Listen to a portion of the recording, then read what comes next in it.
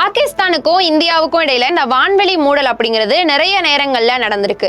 அதுவும் குறிப்பா அரசியல் பதற்றத்தால அதிகமா இது நடந்திருக்குன்னு சொல்றாங்க. முக்கியமா இந்த வான்வெளி மூடல்கள் எப்பெல்லாம் நடந்திருக்கு அப்படின்னா 1971 போருக்கு அப்புறமா 1976 வரைக்கும் இது நடந்திருக்கு.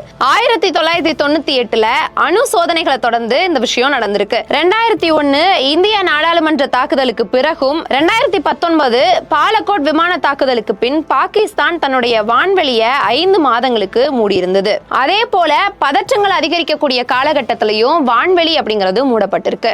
பிப்ரவரி 2019 நடந்த புல்வாமா தாக்குதலுக்கு பிறகு இந்தியா மேற்கொண்ட பாலக்கோட் விமான தாக்குதலுக்கு அப்புறமா பாகிஸ்தான் தன்னுடைய வான்வெளியை கிட்டத்தட்ட 5 மாதங்களுக்கு மூடியிருக்காங்க.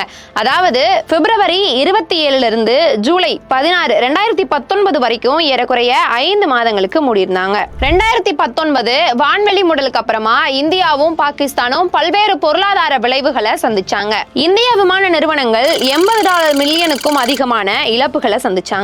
ஏர் இந்தியா மட்டும் சுமார் $71.65 மில்லியன் இழப்புகளை சந்திச்சாங்க. பாகிஸ்தான் தினசரி $1,00,000 மதிப்பிலான மேல்பரப்பு கட்டணங்களை இழந்தாங்க. உலகளாவிய விமான நிறுவனங்கள் ஐரோப்பா மற்றும் தென்கிழக்கு ஆசியாவுக்கு இடையேயான விமானங்களை வழிமாற்ற வேண்டியிருந்தது. பல பாதைகளுக்கு பயண நேரம் 2 மணி நேரம் வரைக்கும் அதிகரிச்சது. இதனால எரிபொருள் செலவுகளும் ரொம்பவே அதிகரிச்சது.